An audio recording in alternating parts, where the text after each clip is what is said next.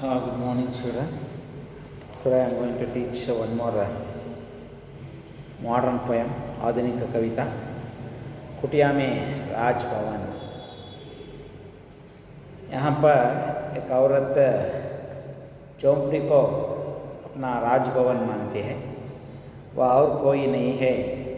14 साल श्री रामचंद्र के साथ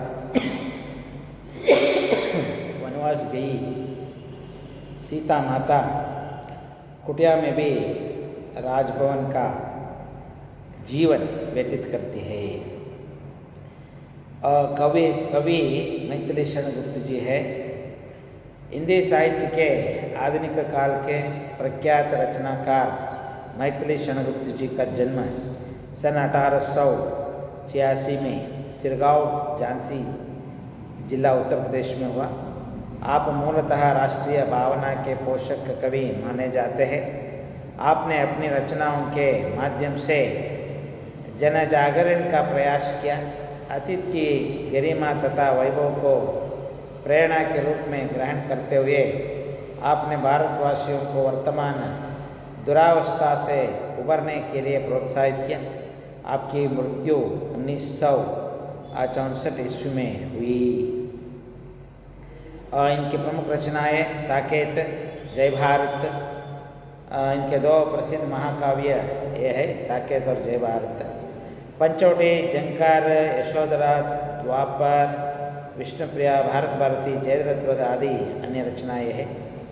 प्रस्तुत पद्य कुटिया में राजभवन ये तो साकेत महाकाव्य से लिया गया है, जो आधुनिक रामकाव्य परंपरा की अनुपम कड़ी मानी जाती है। कड़ी बोली को काव्य भाषा बनाने तथा उसकी अभिव्यक्ति क्षमता को बढ़ाने में गुप्त जी की उल्लेखनीय भूमिका रही है। सीता जी वन में राज सुख भोगती है। श्री रामचंद्र जी स्वयं उनके साथ साथ रहते हैं और देवर लक्ष्मण मंत्री के रूप में कार्य कर रहे हैं। यहाँ धन और वैभव का कोई मूल्य नहीं है। ऐसे भाग में सीता जी के मन की भावना को कवि ने सुंदर रूप में व्यक्त किया गया है।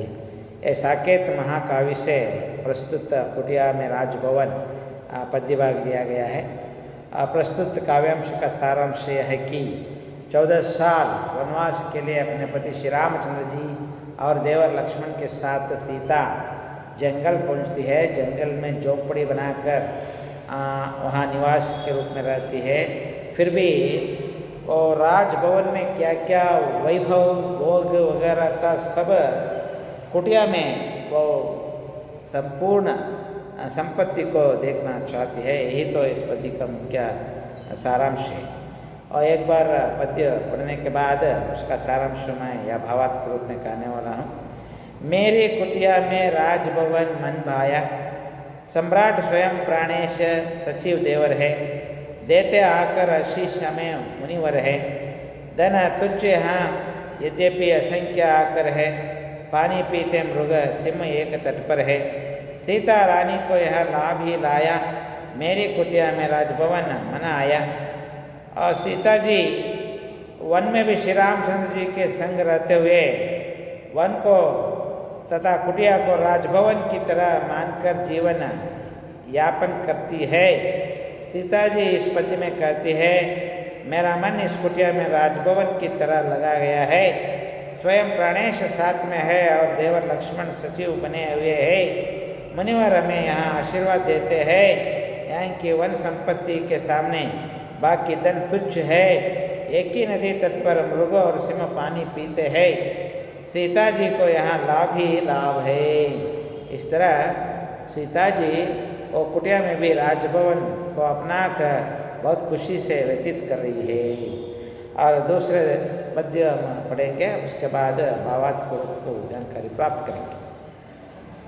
औरों के हाथों यहाँ नहीं पलती हो, अपने पैरों पर खड़े आप चलती हो। श्रमवारी बिंदु पल स्वस्थ्य युक्ति पलती है। अपने अंचल से व्यंजन आप जलती हूँ। तनु लता सफलता स्वाद आज ही आया, मेरे कुटिया में राजभवन मन बाया। सीता जी इस पद्य में कहती है कि मैं यहाँ औरों के हाथों नहीं पलती हूँ, अपने पैरों पर मैं खड़ी हूँ, श्रम करने में व्यस्त हूँ, मेरा स्वास्थ्य भी अच्छा बन गया है, अपने आंचल से हवा कर लेती हूँ, तन बदन लता बैलों की तरह लग रहा है। मतलब राजभवन में क्या क्या सुविधा थी, वो सुविधा यहाँ ना रहने पर भी बहुत स्वस्थ सुधारने के लिए जो सुविधा है, इससे मेरा मन बलाव हो रही है, ऐसा कह रही है। किसलया कर स्वागत ये तो हिला करते हैं, मृदु मनोभाव सम सुमन किला करते हैं, डाली डाली में नवपल नित्य मिला करते हैं, तृण तृण पर मुक्त बार जिला करते हैं, निधि कोले दिखला रही प्रकृति निज माया, मेरी कुटिया में राजभवन मन भाया।